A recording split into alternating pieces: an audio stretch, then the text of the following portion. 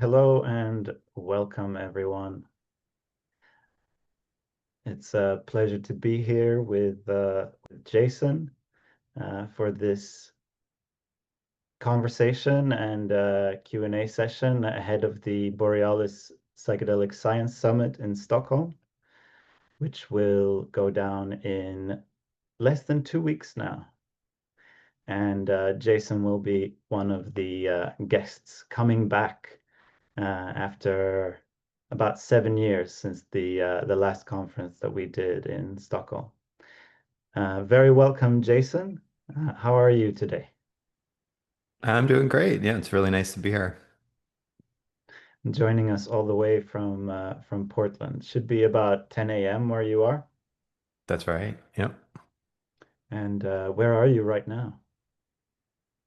I'm in my office studio, so this will be hopefully a psychedelic assisted therapy space at some point in the future if we move our research over here. So, yep. It's very cool. So we'll come back to the current situation in Oregon at the end of the conversation. And so the structure for this webinar is to have a conversation between me and Jason for the first 45 minutes, maybe an hour. And then at 8 p.m. At the latest, we'll open up for questions. And I do want to encourage you already to write any questions that come up during the conversation using the Q&A button down here in the menu. There's also a chat function which you are welcome to use. But if you have questions, please use the Q&A function, and I will make sure that we get to them during that time of the webinar. So let's get started. Um, I want to start by asking you a little bit about your last experience in Sweden. You joined us at the Colloquium for Psychedelic Psychiatry 2018, and you just told me that you haven't been back since. How does it feel to come back, and what was the experience like for you last time? Yeah, I'm excited to be back. It was a great conference. Actually, the first psychedelic conference I'd been to. I was just getting started. I'd gotten introduced to psychedelics, got interested in the research. I'm mostly a researcher, and was an opportunity to kind of get a quick overview of the field and meet some of the personalities that were producing, some of the best research at the time. And I was writing one of the early meta-analyses that was conducted around psychedelic research, so kind of the modern set of psychedelic research, and it was just a fantastic opportunity to get a sense of what was going on, and really well run. And after that conference, really convinced me to dive in to the deep end. That was when we decided to design our first clinical trial and try to figure out all the ways through all of the regulatory stuff to do that. So thank you for helping me on that path.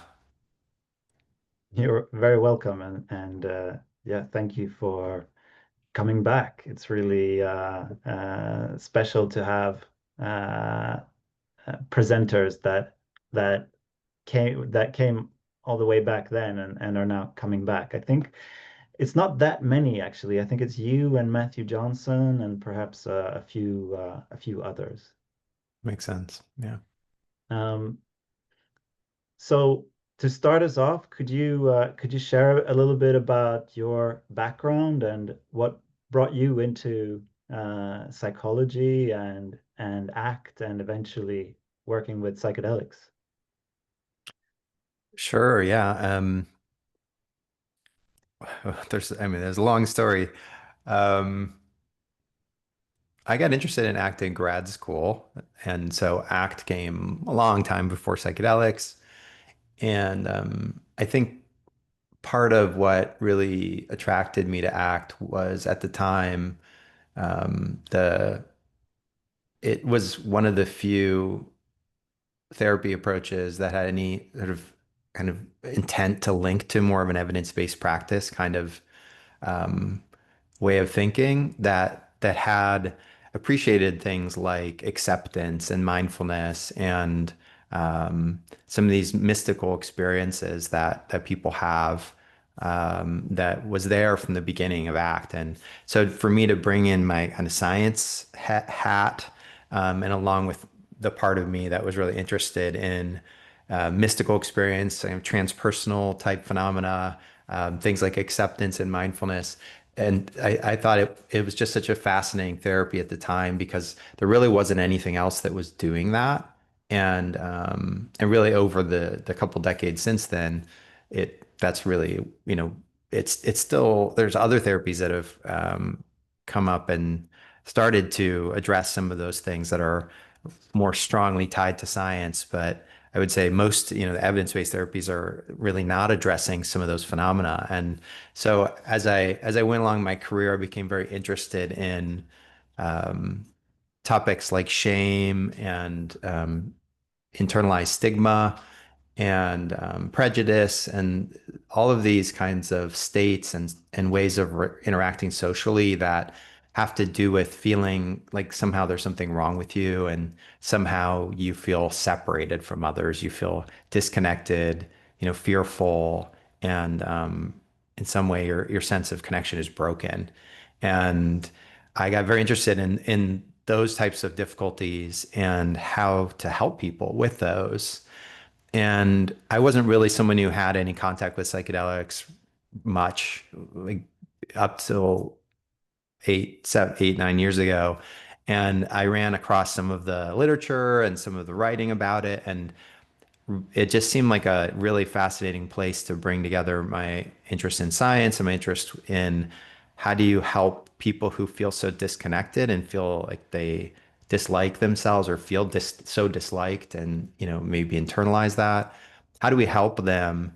And these states that psychedelics can evoke with the right preparation and context, these states have this incredible capacity to reach people in those places. And, I just imagined some of my clients who were just so deeply mired in shame, just felt so worthless and so horrible and disgusting and so toxic and felt so alone and separated and like impossible to connect with others. And I just imagine like, what would it be like if they could have an experience of love for 30 seconds, right? Or what would it be like for them to feel a sense of safety or connection for just a minute?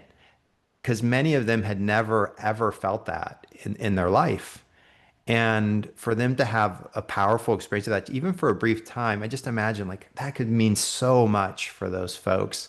And I had that vision of that. And I was like, okay, I need to explore this. I need to think about like, how can I bring what I've been doing with research and bring psychedelics along as part of this process of helping folks who are kind of caught in those sorts of patterns. Yeah, that's I can really relate to that. The the the desire to just yeah help people break through their Absolutely. Yeah. stories basically. Absolutely. Yeah, Yeah. Yeah. and I find ACT to be also quite powerful for that. There's a really focus on language and making people aware of the power and the limitations of language. Yeah. Absolutely. Yeah. Um, so this the topic for this conversation or this webinar is to put some emphasis on the concept of anxiety, and I find it uh, quite interesting that ACT has a different approach or a different view of anxiety, whereas many other therapies try to reduce anxiety in ACT. There's sort of a different focus. Could you say a bit more about that and how that makes it relative for um, for psychedelics? Yeah, I mean, well, there's a lot of different elements there. I would say in many ways the ACT view of anxiety disorders or this sort of these sort of problems is pretty similar to other approaches, but there are differences, and I think one of the core differences is found in the name, acceptance and commitment therapy. So a big focus is acceptance, and so it's less about trying to get rid of the anxiety or get rid of the fear that's tied to that, and more about learning how to hold it in a new way, learning how to be able to see the anxious or worried thinking without being so caught up in it, rather than necessarily trying engaging with it and trying to wrestle with it and change it. We're trying to learn new ways to hold it. And I think one of the ways that I think is really core to that is considering what are we talking about? So if we're talking about in psychiatric, terminology, anxiety disorders, what turns these kinds of what turns anxiety and fears into a disorder, if we want to use that language? And it's it's not just the intensity of it. It's not just the fact that you feel anxious or that you're afraid of things. I mean, it's that becomes something that starts to control your life. And if we're thinking about an anxiety disorder, we can distinguish between the anxiety part of it and the fear part of it. And really, anxiety disorders shouldn't, I don't think, be called anxiety disorders. They should be called fear disorders. Because the central problem in anxiety disorders isn't that you're anxious, it's that you avoid the things that make you fearful. So if you think about panic disorder, this is a problem with fear. You have this panic that's in this intense fear of, you're going to die in the moment. And the anxiety is what you feel when you're busy avoiding it. Or if you think about like repetitive behavior disorders like OCD, a similar kind of thing. You have this fear about related to some sort of image that you have in your head or something like that. You're afraid, you're going to touch something and you're going to have your family get contaminated and die. And the heart of it is the fear Mm, and people's difficulty with being able to be with that fear and instead having to do all the different things that you have to do in order to not have that happen, in order to not have that image that's part of the obsession, in order to not have the feelings of panic, in order to not, and let's say we can even bridge this to PTSD, in order to not have the images of the trauma come up or the re-experience of the trauma. Those are all about fear. And then we do all of these things to not have the fear.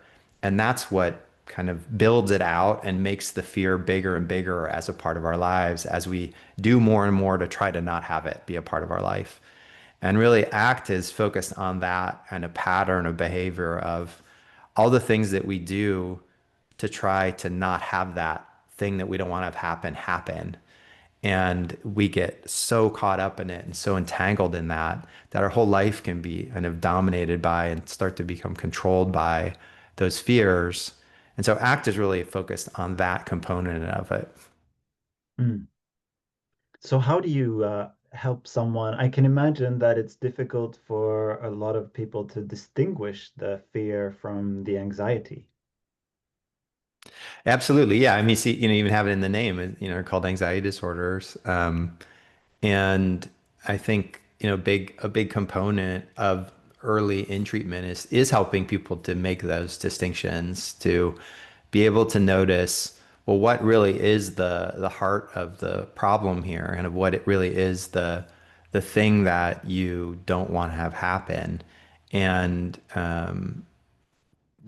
you do a lot of the standard therapy things. You might do worksheets, you might do psychoeducation. ACT uses a lot of metaphors. We might use metaphors, you do homework as tracking to track what's happened if you need it. But the idea is to try to identify what are those things that you're afraid of, and then how do we also want to identify how the fears and that kind of difficulty with being able to experience those, which is normal and natural. Like we don't want fear, like it's scary, right? It's natural to not want that and to try to escape it and avoid it. I mean, it's just completely normal. And the downside though is when you do that, it can expand that into more and more anxiety, and it kind of can, it can also get in the way of being able to do what you want to do with your life. And so another core part of that early assessment is also trying to get in alignment with your client in terms of what is it that really matters to them? What would they want to be doing if this anxiety and this fear didn't rule their lives? What would they want to be doing with their time? Who would they be if they could choose? And so we have those two sides of what are their values, who they want to be, and then the other side of how is getting I'm entangled with this fear and all of the thoughts that are tied to it and all the stories, as you said earlier, how does all of that get in the way of really being able to live the life that you would want to live? And working to help disentangle the person from those thoughts that really restrict them, those stories, and helping them to learn how to open up to the difficult parts of life, like open up to the things that are hard, not because we want to, but because if we don't, um, a lot of the time it can really cost us. Yeah. Yeah, life gets smaller and smaller, Yeah, exactly. Yeah, and what we need is to expand. exactly. Yeah. And there you can really see the link to psychedelics. I think anybody who's involved with psychedelics knows that a common part of the preparation process is acceptance, right? There's all these mantras of have to do with that of encouraging acceptance, trust, let go, be open, etc. That are all about at a core way about being open to what shows up in the psychedelic session. And then there's so much in the psychedelic space that's expansive. That's about this limited sense of self that we usually find ourselves trapped inside, and us having some connection to something bigger, right? Maybe that sense of self feels like it includes others, or maybe that sense of self dissolves and it's just everything, or maybe we just feel an intense sense of connectedness to people or to nature. All of those things are about that and of that expansiveness where you have a sense of space for whatever is here, including your fears and your anxiety. So in psychedelic therapy or in a psychedelic session, um, what have you found most helpful in supporting people when that fear comes up? Because it often does. Our fears can really become um, almost exaggerated Yeah. during a psychedelic experience. Yeah. So you're talking about during the medicine session or dosing session Yeah. itself. Yeah. Well, I would say the first thing is it starts before that. So, and I'd say most of the work's actually before it. So it's what do you do during prep? That really, I think, is the key. And so do you bring in activities and practices and have conversations that support a clear stance of acceptance and allowing? And do you have kind of a clear agreement on that together and informed consent about what it is you're going to do if those fears come up? And so exercises to explore fears, to identify what they are. So we have different exercises we might put people through. One of my favorites is this writing exercise that we call the I might exercise, where you just write the word I might and then just see what shows up. You're thinking about your psychedelic session and you write I might blank and then just don't not trying to really think about it so much as just free write, right? As quickly as you can, just I might, I might, I might. And it's amazing to see all the things come out, like all of your fears, but also your hopes and other things, come out as part of that process. But it can help to really surface what it is you're really fearful of. And then if with the client you can identify what those fears are, then you can kind of proactively have a sense of, well, what's the plan for when this happens? What are we Mhm. going to do together? And you can come up with ideas of, do you need grounding in that moment? What's helpful to, what kinds of phrases might I use that might help you to be able to have more space for this? Right? What are things that you know from your own experience that might help you to be able to expand into this? And to the extent that you have the time to identify what some of those are and then come up with agreements about how you're going to be in those moments, I think it helps a lot for when you get into it, if it shows up in the session, in the psychedelic session, that you already have some touchstones, you already have some agreed on steps that you're going to take, and then you just implement those for the most part. It's like, Mhm. oh, do you remember? So they might say this is happening, and you remember we talked about this might happen, and we said that this is what we'd want to try at the time. So how about, what do you think about us trying that now, right? And then you give it a go of whatever it is. Um, so I'd say it's, for me personally, it's more about the customization, like the client-centeredness of knowing what the client's fears are, and then having done the work during prep to customize and have specific things that really, as best as you can tell, work for that person, and try those rather than having some sort of standard, this is what we do. Even though, there are some standard, this is what we do, but I don't know if there's anything special that I, would be able to say, like, this is different than what somebody else is going to do. You might remind them, uh, can you be open to this? Or, what would it be like to move towards it? Yeah. Things like that that are pretty typical. But to me, it's really more about the prep process. And then just in general, during prep, orienting people towards openness and acceptance. So ACT is filled with metaphors and exercises and hundreds and hundreds of things that you can pull on if you want to try to build openness, to try to build acceptance. And then we have other ideas about how to maybe build some of that expansiveness. So if you have time, exercises that might help the person to contact a sense of safeness or love or awe or things like that as they move into the psychedelic session. I think those can also be helpful to create that sense of spaciousness, because inside awe is a sense of connection to something greater than you, something incredible. Inside love is a connection to something bigger than you as well, like the connection to some larger humanity. So doing things that can evoke those what we call self-transcendent emotions, and bring that out before they go into the psychedelic session. That seems like something that can be helpful for some people. I mean, we need to do the research, but that's some of the ideas.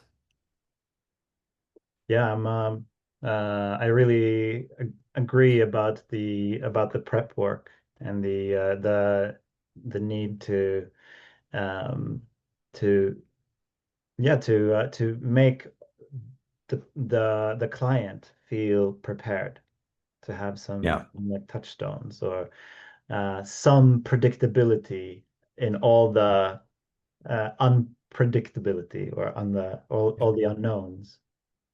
yeah, absolutely, yeah. And you said touchstone. I don't know if you want to talk more about this topic, but just very briefly, I think another component is touch.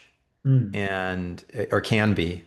And so, as part of our process, we've written up a very kind of specific protocol that we use for informed consent around touch and how to do that. And we're revised. It's under review and hopefully will be published within a couple months. But I think touch can be in those moments where the person is really having a hard time. Touch can be a really valuable component. And so if you do the informed consent around touch and talk about that possibility of would, could you imagine during one of these moments that might that be a time where if I offered to hold your hand or put my hand on your shoulder or something, could you imagine that being helpful? And if the person, you talk about that and they're okay with that, then I think in those moments, you can think of touch as on the one hand soothing potentially, that it might reduce the fear or whatever it is. But also even, and I'd say even maybe more importantly, is that sense of connection with another person that can come from touch can expand your capacity to hold whatever's there. And I think most of us can, or at least many of us can connect with the experience of, feeling really overwhelmed with some situation, and then some loved one is now present for us. Someone who cares about us is present for us. Maybe they touch us, or maybe they're just like, we have that sense of like their presence and connection with us. And suddenly we feel much more capable of being able to cope with what that situation is because that person is there. And not that the situation has changed and the fears are not gone, but we have this kind of expanded capacity because of that ability as humans. We're so social, and it's like I've become we now, and touch has that capacity, as I think in those moments of really difficult times, to help expand the person's ability to be present to it. But that depends upon good informed consent work during prep and also during the session as well, but particularly during prep. Mm, yeah, I completely agree, and it's a widely a debated topic in psychedelic therapy because of the ethical violations that have also happened. Yeah. Uh, so I really look forward to reading that paper. Um, So could you tell us a little bit more about your own research? Um, you've done a study on MDMA-assisted therapy for social anxiety, which seems like at first glance like very low-hanging fruit. In the sense of like MDMA is likely to help Yes. that way. Yeah. Yeah. Uh, Um, yeah, please tell us about the study. sure. Yeah. And I've been involved in a number of different research projects, but the biggest one is the MDMA study. And earlier I was talking about how my central interest of my research has been on things like shame. And we were trying to think about, okay, we're going to get involved in this space. What kind of study what substance we want to work with, what population do we want to work with? And we were thinking about different things. And obviously, there's a lot of shame involved with PTSD and trauma, but there was so much already happening with trauma. So we're like, let's not that we don't have as much to add there because there's so much happening. So where else could we go? And eventually we got to social anxiety. And if you think about what social anxiety is, at its heart, it's a problem with shame. It's a problem with you feel like others see you in a way that there's something wrong with you. There's some way in which you're not good enough. You might look stupid, or you might come across as inadequate, or all of these different ways. And it's that you have this sense of yourself as somehow not good enough, somehow not sufficient in these social contexts. And so it's the core of the problem is you have this shame-bound sense of self. And that then you do all of these things to try to not have that get exposed to others, right? You don't want people to see this. The idea is like you believe that there's something wrong with you and you don't want people to see it. And so if you're socially anxious, you start doing all these things to not have it happen. Sometimes that's full scale, just not going in social situations, right? You're not going to get shamed if you're not going to feel shame if you just don't talk to anybody. But then there's all the things that people do in social situations to try to not be exposed in that way. So they rehearse and they practice, or they try to be small and not speak much, or all of these things that people do to try to not have people see them really. and kind of try to perform in some way. And they kind of put on these masks to try to look good so that what's underneath that you fear people are going to judge doesn't get seen. And so we were thinking, okay, so seems like MDMA might be helpful for that because, well, what does MDMA do? One of, it has two important things that it does. Not for everybody all the time, but much of the time is one, it helps people feel safe with others. And the second thing it does is it makes it easy to feel like you can be authentic. And people with social anxiety have both of those as core problems. And I think most of us can relate to that at some level. We all have social fears and have fears of like, what if someone knew this about me? How might they judge me? But with social anxiety, it's amplified. And so we wanted to see, can this substance that helps generate feelings of feeling safe with others and also makes it easier to be authentic, can that help people out? And so we put together our study as 20 folks randomized to 2 sessions of MDMA plus prep and integration versus a wait list. And then the wait list eventually also got the treatment. So 20 people ultimately got the treatment. And the paper's out for review, and we had the outcomes are looking good. Um, and but one of the things I would say about it that and you could just, in response to your question about low hanging fruit with MDMA. So we started off the study. We were new to this space. We were new to doing MDMA assisted therapy. So we were like, we don't know what we're doing here. Like we're complete newbies. So we're gonna just adopt the most standard treatment, which at the time was the MAPS approach, right? That everybody knows about, or most people know about in this space. And so what we did is we said we're going to use that the non-directive, inner-directed, inner healing intelligence kind of concept, and we were going to apply that to our clients. And we did that. We got trained by MAPS. We were supervised by MAPS supervisors. We were certified using their program that they had at the time.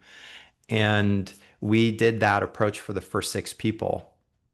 And what we found was that we were having like okay outcomes.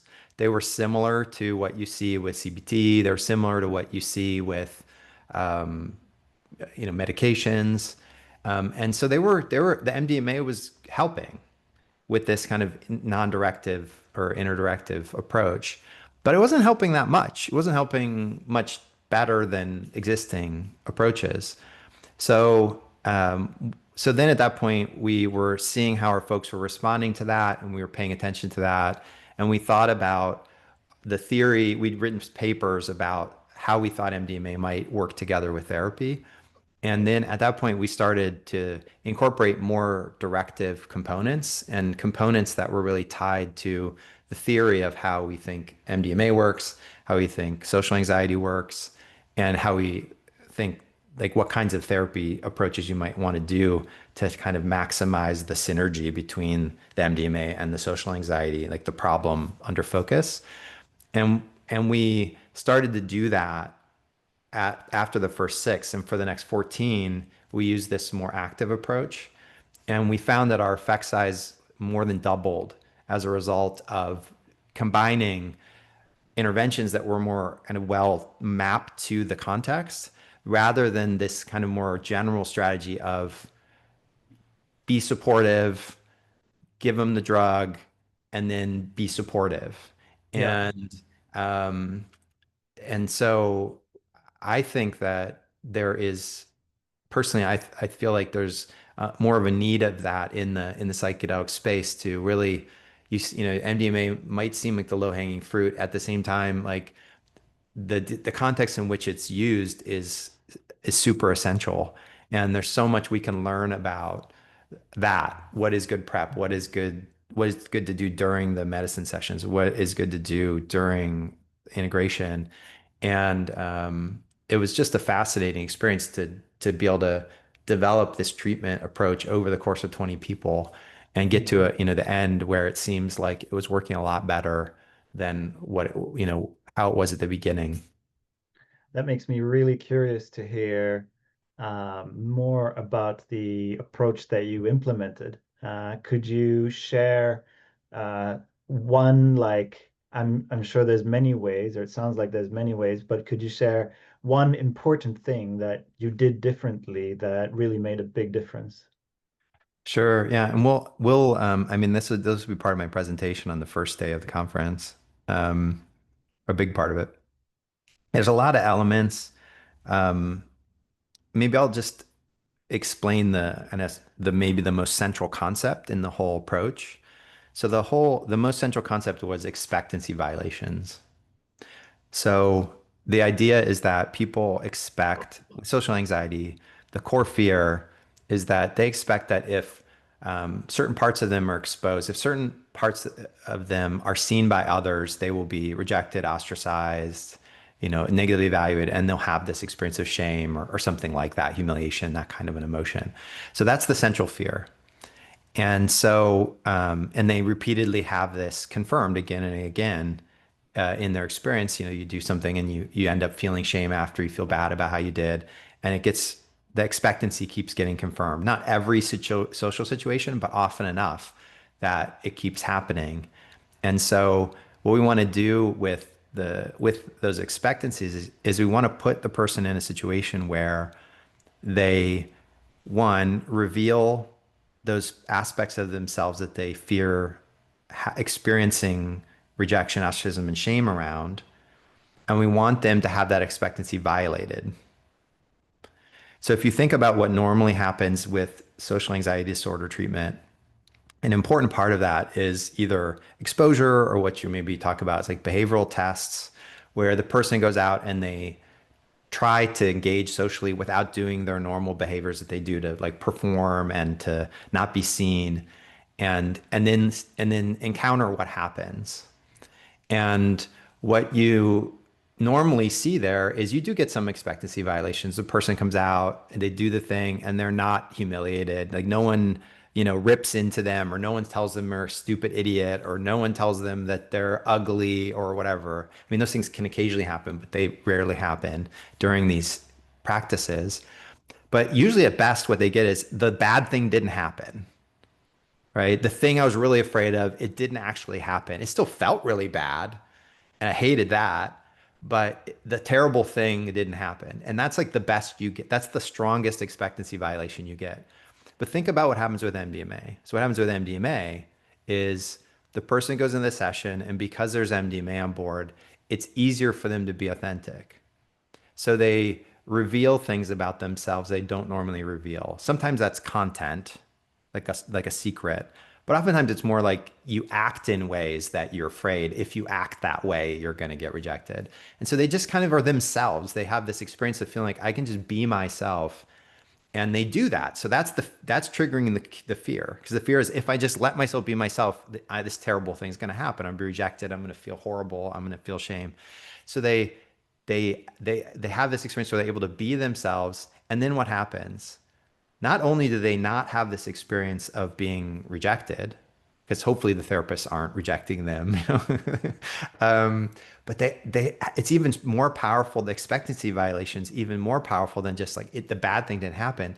They'll often feel love, compassion, connection, and they'll often feel like safe at a level they've never felt before. And so if you think about expectancy violations, you're having an expectancy violation that isn't just like the bad thing didn't happen, but almost like the opposite happened. In this very place where I most fear being rejected and ostracized, when I revealed that, and oftentimes in the medicine session, you can do that for hours. When I revealed that, then I actually was love. I felt love. I felt acceptance from other people. I felt safe, like not at all what I normally feel. Mm. And the brain, even if like intellectually you might understand that it's an embodied sense of that, and the brain registers that, I think, this is part of the idea, as a strong expectancy violation. And that helps to counteract the fears. And Mm. so to make that practical, and then I'll wrap up on this, but one like specific way that showed up is the way we structure the session, the dosing sessions themselves. So we have a big component in the dosing sessions that's specifically about how are we going to interact socially with the clients? How are we going to encourage them to share those things about themselves or those ways of being that are authentic? How are we going to help them to show up that way? And so we have both kind of guidelines for the therapist, but we also have tasks that the clients do, like this authenticity task that they do as part of the session to heighten that experience of being authentic and noticing like what happens when you're authentic. But there's lots of things in the therapy that are really targeting heightening those expectancy violations as the therapy. And so it ended up having a lot more kind of it was both client centered, but also has a lot more like specific components to target those core fears around social anxiety. Hmm. Yeah, that's a great example. I can see that. Yeah. Um, so how would you compare the potential of MDMA and psilocybin in treating anxiety more broadly? What would you say are the most important differences between the two? Yeah, those are great questions. I mean, I would love to see studies that help us to understand that. Right now with the classic psychedelics, what we have are the end of life studies with anxiety in there, and then we have one study with LSD around like mixed anxiety disorders, showing some pretty decent outcomes out for a couple months. Um, and and then on the MDMA side, we have these two studies with social anxiety, and then we have PTSD. And this I can speculate about what you're saying, but my guess would be that um, the best results for MDMA are probably going to have to do with when the anxiety has a strong social component.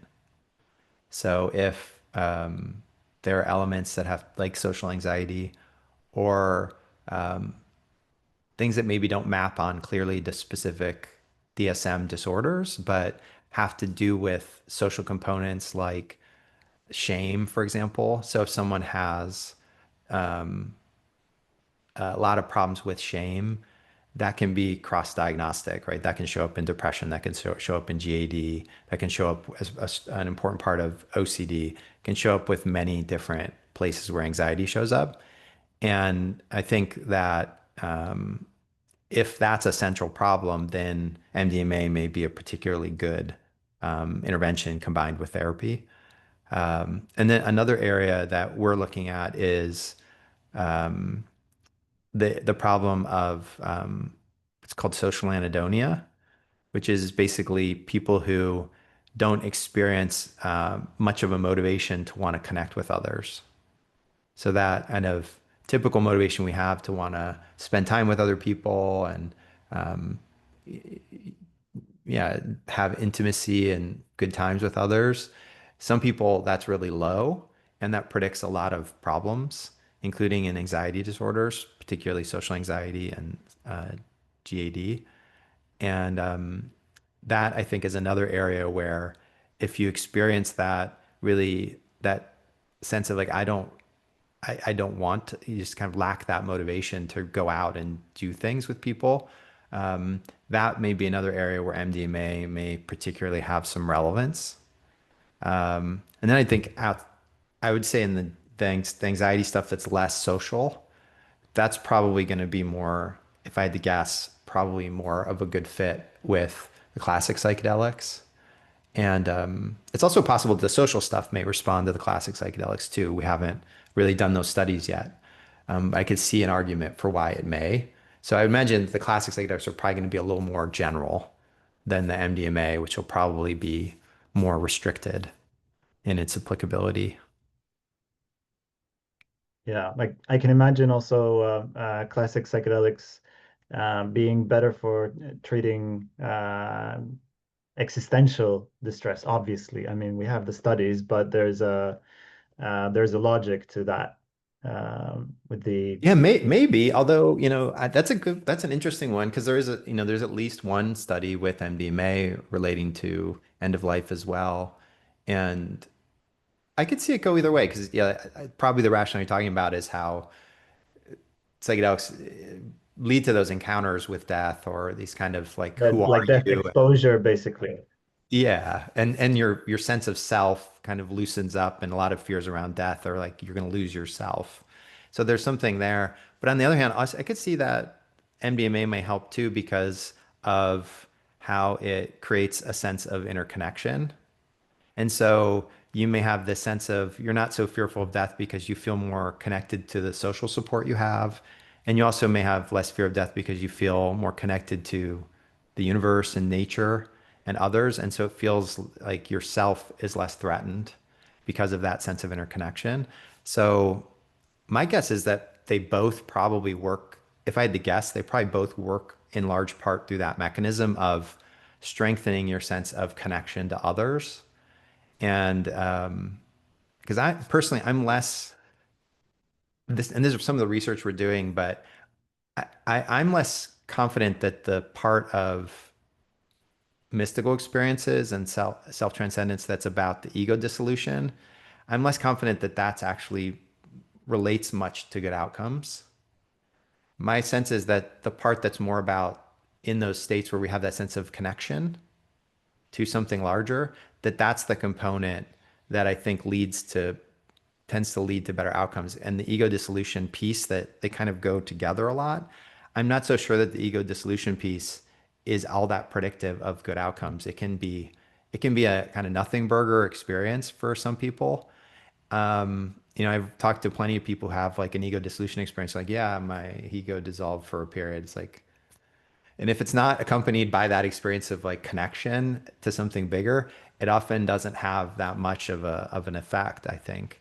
So I think MDMA and the classic psychedelics have that capacity to really create that sense of I'm not alone Yeah. and I'm part of something. Yeah, ego dissolution or ego death is really idealized and Yeah, seen as sort of a magic bullet. Like if I just have that, I know that all my problems will go away. But it's exactly. Yeah. usually not true. Yeah, exactly. Yeah. And what I see a lot is really emotional processing, like grief processing and processing anger, which happens really without leaving the room. Like you can be fully present and just be Yeah. super in touch with your feelings with Yeah, absolutely. psilocybin. And Yeah. when I see that, like I know that this is going to work. Yeah. Yeah. That's And when that's embedded and then when that's embedded in a sense of connection, that can even strengthen that, I think, and so yeah. So we have about 10 more minutes before we open up for questions, and I want to just remind everyone that you can write your questions in the Q&A section. I'll also be asking you to use the raised hand function and ask your questions verbally because it's more fun that way.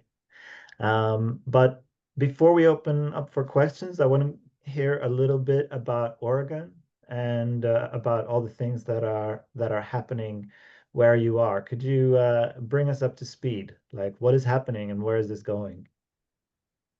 Sure, yeah.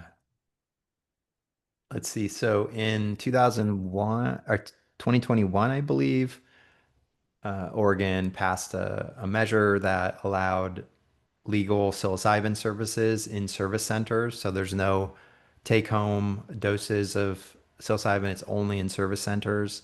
And these service centers are places where people can go and have a psilocybin experience. So it wasn't intended to be like a medical model. It's just a place where people could go and have these kinds of sessions in a legal way at the state level. Psilocybin's still legal at the federal level, but the state level it's legal, which basically, for the most part, makes it legal in those contexts. And so it took about 2 years for them to put all the rules in place, but for 2 years now, there has been legal services in Oregon, and I think we're up to over 10,000 people that have had services. And um, for the most part, it seems like things are going well. The number of adverse events are not that high. There are some, of course, and there's a lot of people who are able to access services that weren't before. There are problems with it as well, and I can talk about those. Um, and but there was another, Colorado also adopted a similar but revised and a program as well, and they just started to offer psilocybin services in that state as well. And you're seeing more and more kind of integration between psilocybin services and traditional healthcare and mental health care that's occurring over time. And I think a lot of people are just figuring out this new ecosystem of business and nonprofits that are offering psilocybin services. How do we do that? How do we reach out to the public? How do we overcome stigma that impedes people from accessing these things? And then we're also I'm part of a group called Open, a different Open in Europe there.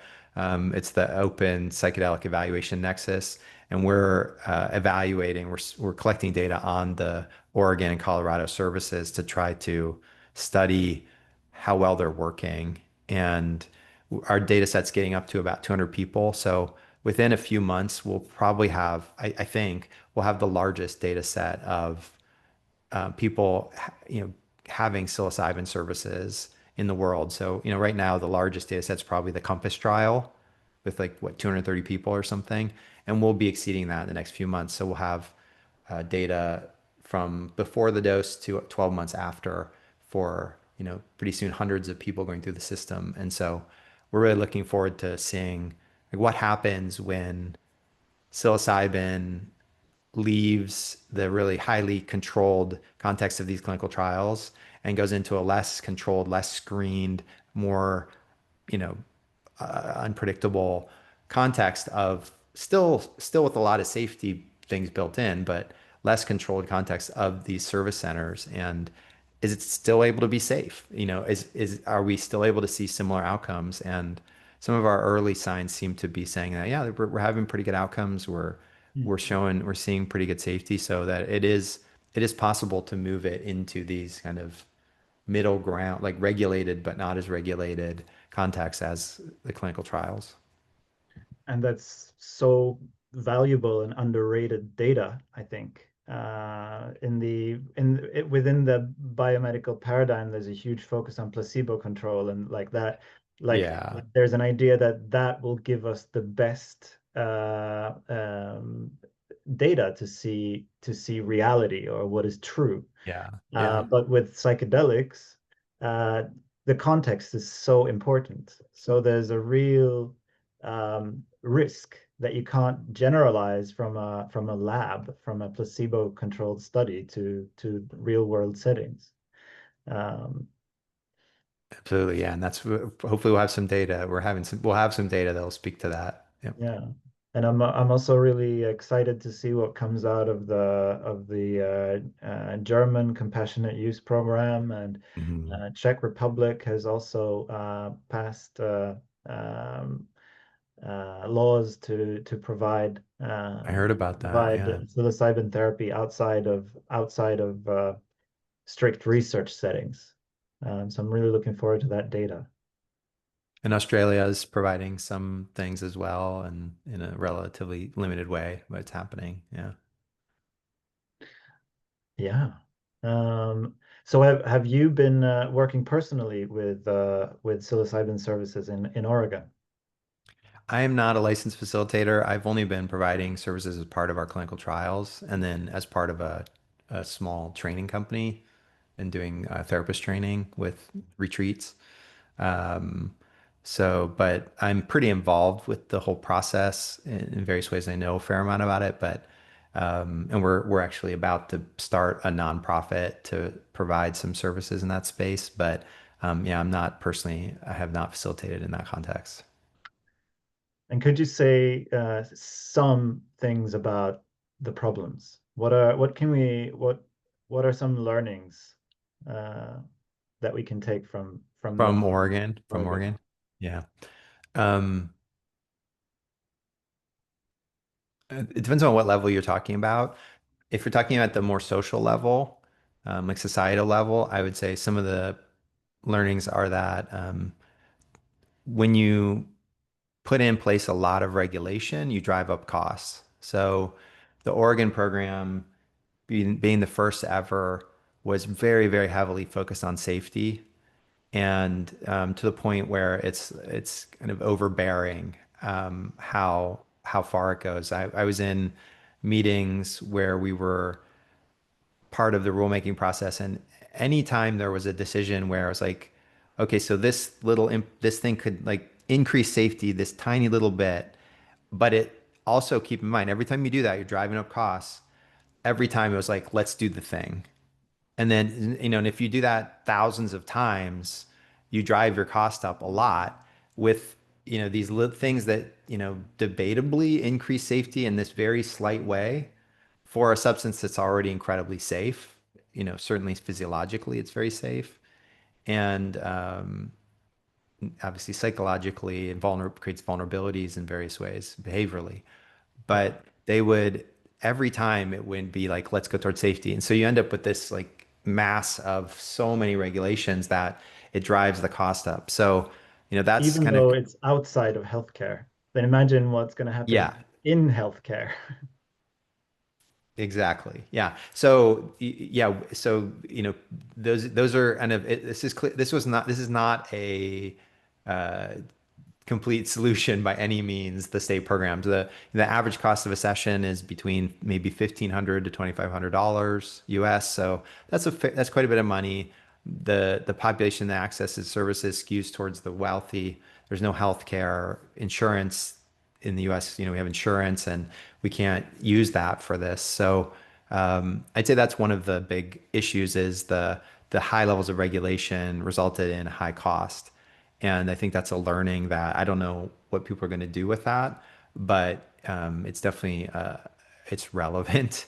And I think part of why Colorado introduced a component of their legislation which makes it easier for groups to use psilocybin in a less regulated way. It kind of carves out more of a community use kind of element to it that may be expanding access through that program. The other learning I would say is I expected there to be more by now, more like high profile cases of something terrible happening, abuse or something, or someone getting really seriously injured, like maybe leaving and getting in a car, getting a car accident or something like that. And that hasn't happened. There have not been really any of those cases. So there have been people who have left the sites without permission, and that's one of the most common adverse events. It's still like 10 people or something out of 10,000. So it's maybe one in 1,000, but it has happened. And so I think we're learning that about what are the safety issues in a real world context. And in some ways, they're maybe not as high as we thought. And in other ways, maybe they're more frequent than we thought. And I think we're still learning about that because the um, the the the laws that allowed these programs really have nothing in them, or almost nothing in them about data collection or evaluation. So there's like, let's do this, but let's not bother to measure whether it works. And so we're not going to fund that. So, it left organizations like Open to kind of come in and try to backfill that need to actually understand how well is this working. And we hopefully we'll have much more kind of grounded data on that in the next year or two. Sounds great. And so we'll open up for questions. I do want to plug our full day workshop that you will be giving on the 25th of September in Stockholm. Could you share a little bit more about what we will be doing that day?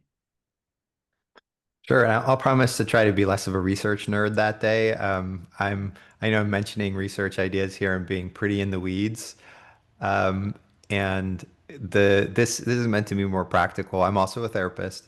I've been a therapist most of my career, and so I know how to make things practical. And it's a workshop that combines a general intro to psychedelic assisted therapy. So it reviews some of the kind of basics of what how does this model work, and what are some of the substances, and what is some of the data, and just kind of general things about that, ethics, legal issues. And then the bulk of the workshop is focused on acceptance and commitment therapy, and how to use that as a lens to one, think about psychedelic sessions, how they unfold, and be able to observe them in a way that um, make helps you make use of what you see and what people are reporting about the sessions, and ties that to interventions. And then also, you know, talking about preparation, how do we use ACT and the psychological flexibility ideas to strengthen preparation?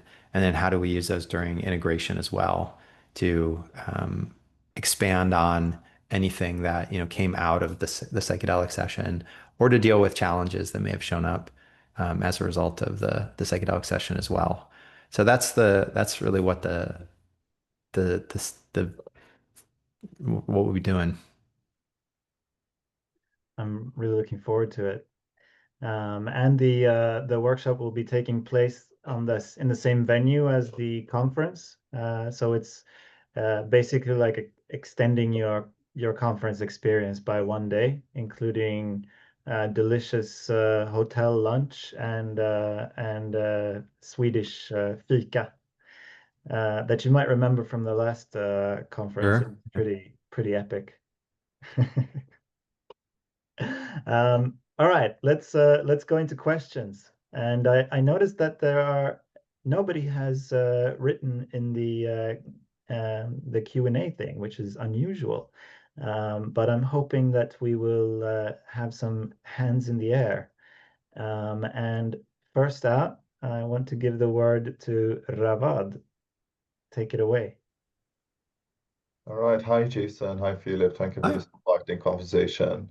My question is actually about what's usually called the ego dissolution and also interconnectedness, and perhaps we are talking even about the same thing. And when it comes to increased suggestibility for patients who have taken psychedelics in general, or perhaps even MDMA, and how is that related also to MDMA? So my question is mainly two parts. The first part is saying, are you taking into consideration the disposition of neuroticism of the patient to start with, regardless of their diagnosis, and how is that going to be affected in the session and after the session? And the second part of the question, if I do have this interconnected experience, that means that I am suggestible and open and exposed and susceptible for more even negative emotions around me in the world. And would that have a kind of a negative effect in the future? Okay, a lot in there. Um, can you say more about the first part about neuroticism and taking into account, like, I'm not sure I Yes, of understood course, that of part of the course. question. Yes, of course. So there's some research from personality psychology and psychedelics that's showing actually that trait neuroticism, can predict actually challenging experiences during the psychedelic session, and of course other Mhm, traits mhm. have some correlations there. So I was thinking, like, there's usually this only DSM-5 looking at patients, either they are diagnosed or not. What about their disposition, regardless of the diagnosis, to start with? Yeah. That's Okay. how, yeah. Okay. Yeah. I come from a tradition where diagnosis is not like the DSM diagnosis is not really valued very much, honestly. So it's much more focused on these transdiagnostic factors or just other elements of what makes us human, and trying to really take each person as an individual and try and understand what we can do to help them and not put it in a box of a diagnosis. So I agree. I'm a big fan of that. But in terms of the neuroticism stuff, if you think about what's neuroticism, so I know in the literature, neuroticism is framed as like a personality dimension.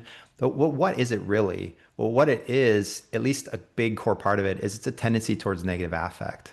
Yeah. It's a person who's prone to having a lot of negative affect. Well, if you have a lot of negative affect, it's going to show up in your psychedelic session. Like if you're someone who's prone to very little negative affect, you're probably not likely to have a lot of negative affect in your psychedelic session. That'd be my guess in general. And so if there, I actually don't know that literature, but to the extent that there is association between, general proneness towards negative affect and then negative affect, challenging experiences are often partly considered challenging because they have negative affect. They feel bad, and that's what people don't like to have. And so that happening, sure, that totally makes sense to me. And so, do you need to do anything different in prep for that? I don't know if you necessarily need to do anything different because we're gonna, at least if I'm doing this as a therapist and I have the time, I'm gonna be assessing my client and trying to understand what are their fears, what are they concerned might show up, and how do we have a plan for how we're gonna respond to those when they show up in the session. And so I would say that from the personality side, there is a little bit of suggestive evidence at this point that folks who have at least certain kinds of personality disorders may have a tendency to have more iatrogenic effects from psychedelics. And so if folks have a diagnosed personality disorder, that would be an indicator to be more cautious about at least the classic psychedelics, and that you may tend to see more dysregulation and things like that. Maybe particularly related to exactly what you talked about in the second part of your question about people kind of being more opened up as a result of the psychedelic session, whether that's MDMA or classic, that yeah, I do think there is a capacity for harm there. Yeah. And that is something we have to be really, really, really paying attention to. And I think that's part of why, for example, in clinical trials, people who don't have a supportive home environment are generally excluded from trials, is Interesting. partially for those reasons. And so I think if someone has a toxic environment around them, or there's the chance of something interpersonally harmful or physically harmful to occur in the weeks following a psychedelic session, that should be, again, another caution to proceed carefully or not engage in the session. Um, if we think about that from a instead of this kind of psychological standpoint, if we think about that from a neuroplasticity standpoint, to the extent that that may be there in humans, although we have zero data that actually there is neuroplasticity in humans at this point. It's all just extension from other kinds of data. But assuming there is neuroplasticity, what neuroplasticity means is your brain has the ability to learn from events that happen in your life. And Yeah. so that could be positive events, could lead to more positive change, but events that are harmful or traumatic could actually be amplified in terms of their ability to harm, if that's true, that there's a generalized neuroplasticity. So I do think there is a number of reasons to respect the power of these medicines and to really pay attention to the context of the person as they approach it, but also the period after it and the possibility of harms that could happen depending upon the events that occur there. Yeah, wonderful. Thank you very much. I don't know, Philip, if there is a time for a follow-up. I could wait and leave the space for someone else. You choose. I think you can do a follow-up. Yes, a very quick follow-up about a metaphysical risk. Now I live in a secular, individualistic, capitalistic society. All of a sudden, I take psychedelics or MDMA. Everything is connected. Everything is love, and God is everywhere, and all of that. But all of a sudden, relevant to that point about a supportive environment, I go back to my life. All right, I have a Yep. nice girlfriend, a safe home and everything, but I have to go to work now. And nothing is interconnected anymore. Everything is instrumental. Everything is, separated from everything else. Isn't that Yep. a huge risk? Huge risk? I don't know if I'd call it a huge risk. I mean, it happens, and for some people, it is really distressing. How often it happens, I don't know. How often we don't have that data yet. How often how difficult that is, and how often people are able to work with that and still have positive effects. We don't know that yet. Again, from evidence-based standpoint, it's clear that some people that does happen to some people, and it's also clear that for many of them, they're able to find a way to have that be worked with and develop something positive out of it. So I just think at this point, it's a kind of like we don't know, and it does happen, but exactly how that tends to resolve over the longer term and how frequently it happens, I think we just really are in early days on that. We just did a study where we interviewed 20 psychedelic integration therapists about the challenging experiences they'd seen in their practices. And that one where clients report having had some sort of um, encounter that shakes up their worldview in a really fundamental way, Yeah. somehow challenges them at a really basic existential level. That is one of the common ones that that people do see in their practices. And so, yeah, that is a risk. Absolutely. Yeah. Probably more commonly with, classic than the MDMA would be my Yes, guess. certainly. Yeah. Yeah. Yeah. All right. Wonderful. Thank you very much. Looking forward to see you here in Sweden. Great. Thanks. Next question from the chat from Katja. Can you explain more about end-of-life studies? I don't know much about that. Sure. Yeah. It'll be a little hard off the top of my head to remember every study, but basically there are a number of studies, primarily with psilocybin. I believe there's also one with MDMA where they are um, where the sample for the study, and most of them are randomized trials, where the sample for the study is people who have had a life-threatening illness, most often cancer, but it could be anything else that is expected to have a fairly high likelihood of death.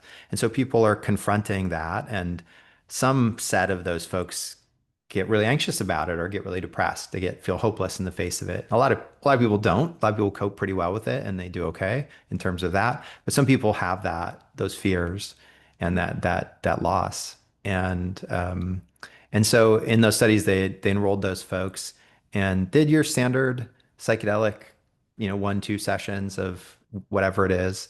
And you saw really good outcomes where people show dramatic increases in death acceptance, where they feel much more of a sense of, I'm not afraid of this anymore.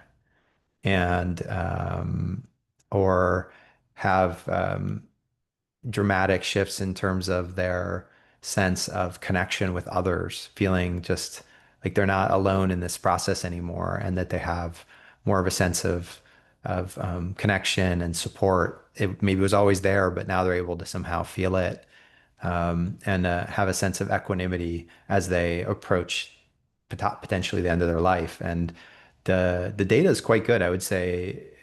In some ways, it might be the best set of data in the psychedelic space of anything.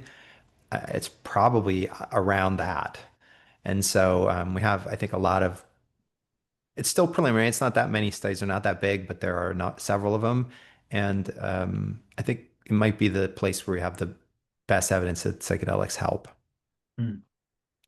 I can add also that there are two fairly large studies that will be discussed during the Borealis Summit. Oh, great. One called COPSI, which is short for cancer psilocybin. It's a Swedish study funded by the Swedish Research Council, a multi-site Oh, great. study. And then there's a huge EU-funded project called PsyPal, which is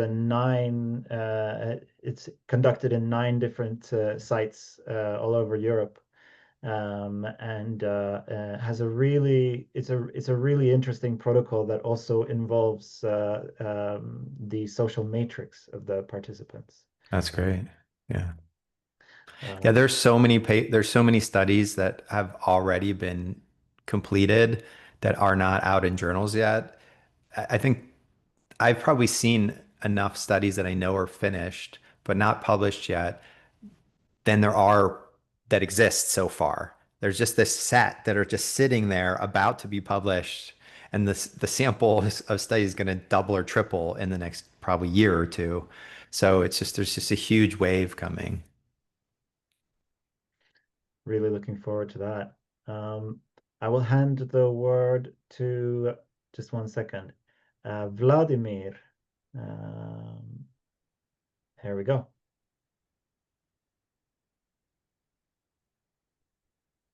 Yes, hello. My name is Vladimir, Hello. and I have a question regarding MDMA, and also called ecstasy.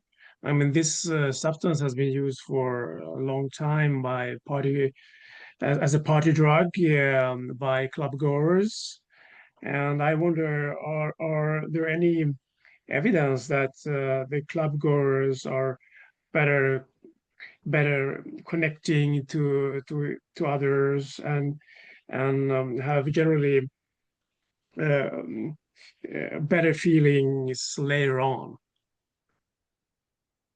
I don't know that literature too well. I know there was an interesting study where there was a terrorist attack or bombing, I believe, that occurred at a festival in Israel, and there were a number of people at that festival who were taking MDMA at the time, and the people who were taking MDMA at the time apparently had lower like traumatic stress symptoms after the event than the people who were exposed to the explosion who were not on MDMA at the time.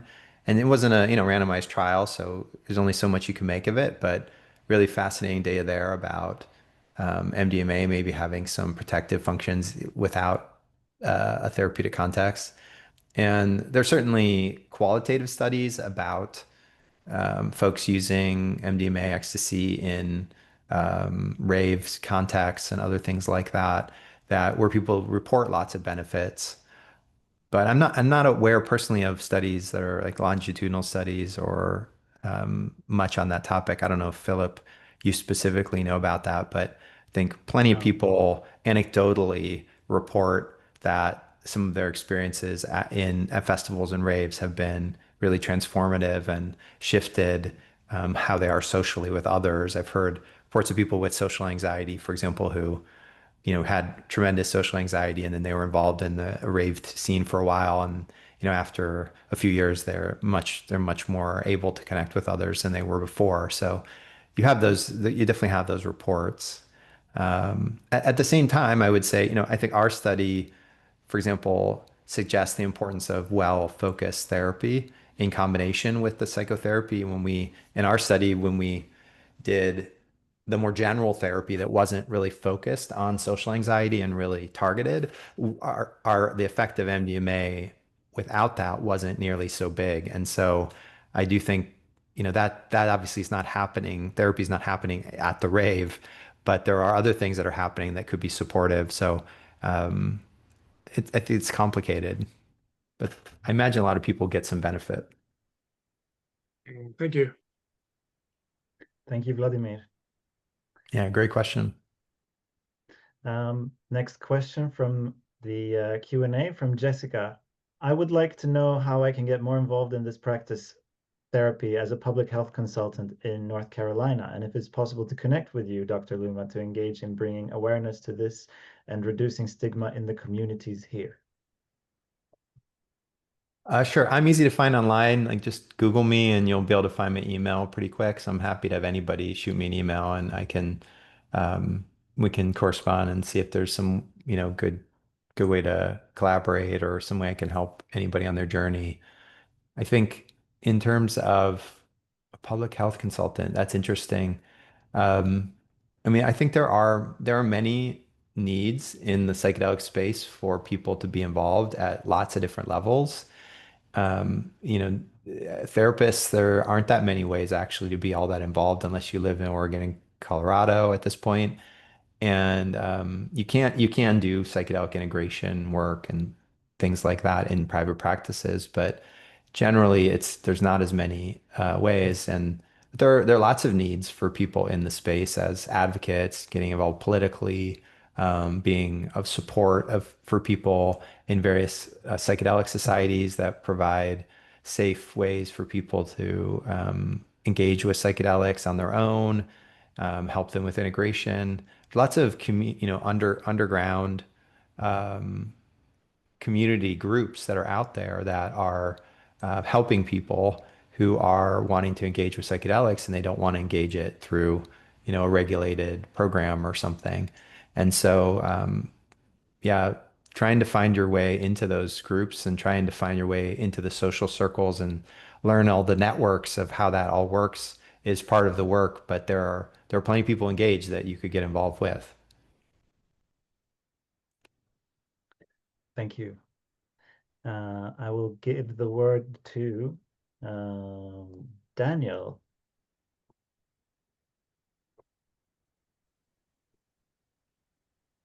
Hi, Jason. Hi, Filip. Hello. Hello. I'm just curious, forgive me if I get any of the terminology wrong, but when you're talking about the different efficacy of, say, psilocybin versus MDMA for the various types of anxiety, I'm curious, have there been any studies of combined or mixed protocols where you might take a 1-2 session and split it and have a first session of, say, psilocybin and a second with MDMA? I'm not aware of any published treatment studies. There was a published study of combining, I think it was LSD with MDMA in a sample of folks that were, not necessarily diagnosed with anything, and just kind of looking at how that functioned. There are some naturalistic studies, so if you want to look just for, do a Google Scholar search and just look for studies where people are reporting on their own personal use of combining MDMA with a classic psychedelic. There are those out there, and those could be interesting resources to learn about those. I don't know if that's a post right there. And then there are some studies that are being planned that either are sequenced or that are co-administration. So, starting with MDMA and then administering psilocybin or something like that. And those studies, there are studies that are underway to look at that. So I don't know if they're with anxiety or not, but there are multiple studies that are being planned. And I imagine in a few years we'll have some data, but realistically, it's probably there may be studies I don't know about, but it's probably going to be a few years before we see those combinations. I mean, we're still trying to establish the safety and preliminary efficacy of giving somebody one psychedelic, let Right, alone right. studies that have two, and all of the complexity of the ethics review boards and everything that's about combining. So it may be a little while before we actually have data to back up the people's anecdotal experiences. All right. Thank you. Yeah. Thank you. I can add to that, Daniel, that although it's not possible at this point to do, it would be a personal dream of mine to be able to use both MDMA and psilocybin in a group context, uh, to facilitate a group process, perhaps beginning with MDMA, making everyone feel safe in the group, and then do the psilocybin. But it'll take a long time before it's possible to do that. Yeah, really interesting ideas. Interesting. Thank you. Thank you. All right.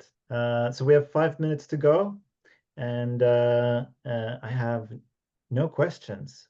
Do we have anyone who wants to ask a question, or shall I get the honor of asking the last one? All right, I will go. One thing that we're really concerned with at with Lavin and in the education space in general is the ethical aspects of working with psychedelics. What are what are your concerns about the future in terms of ethics? Is there anything that keeps you awake at night when you think about the future? Um,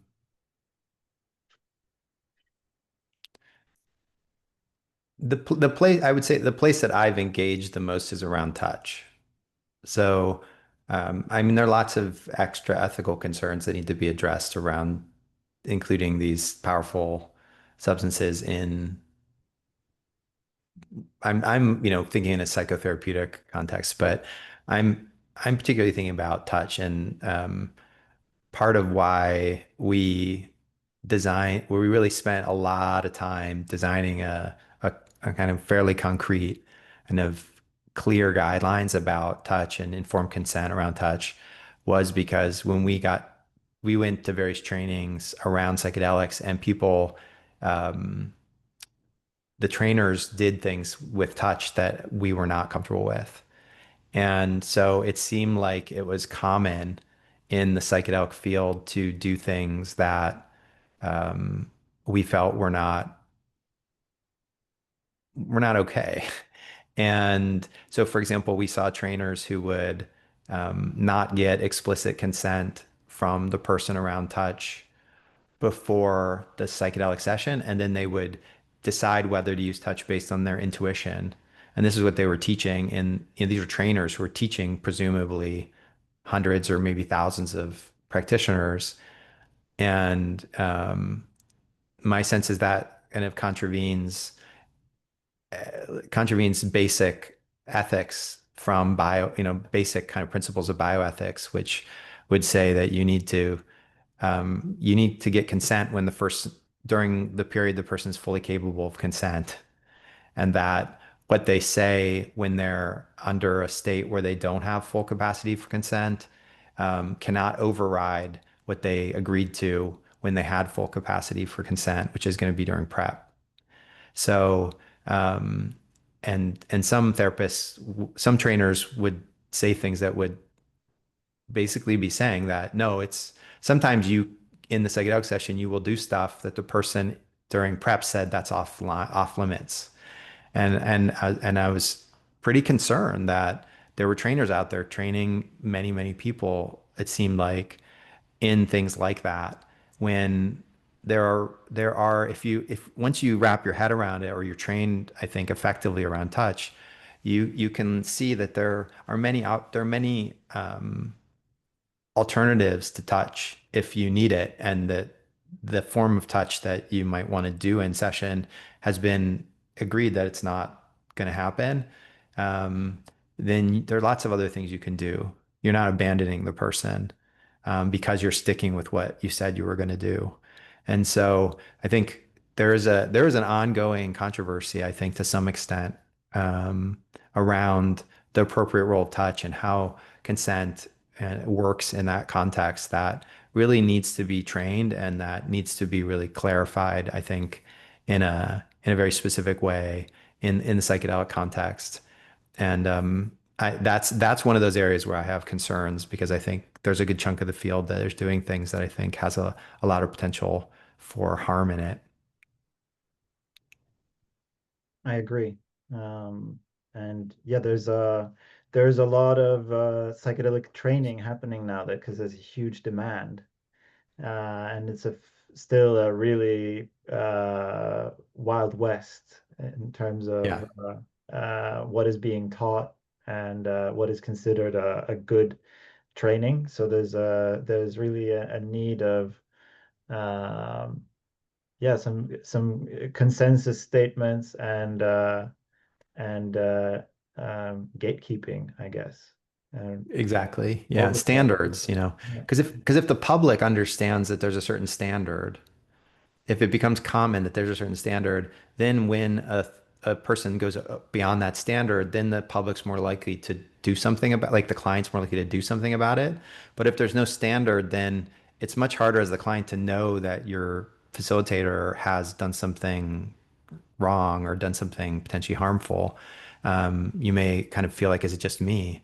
But if you know that it's supposed to be this way and this person is doing this, then it's more likely that those violations are going to get sanctioned somehow, whether formally or informally.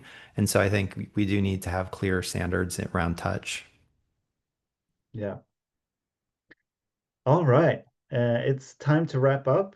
Thank you very much, Jason, and thank you all for listening and for your questions. Um, if you want to hang out more with Jason and myself, tomorrow is the last day to get your spot for the full day workshop next week. So go to the conference website, borealissummit.com, and check it out. We will be back in almost exactly 1 month with Professor Per Granqvist, who will also be speaking at the conference. Um, if you haven't met him, Jason, I look forward to introducing him. He's a really, really cool guy, professor of psychology that focuses on attachment Oh, cool. and the psychology of religion. And we'll be talking about, attachment and mystical experiences in the context of psychedelic therapy. So if not, if we don't meet at the conference, I hope to see you all in 1 month for the next webinar. Um, all right. You have a great day, Jason. Or you too. Yeah. Thanks. Take care, Bye, everybody. everyone.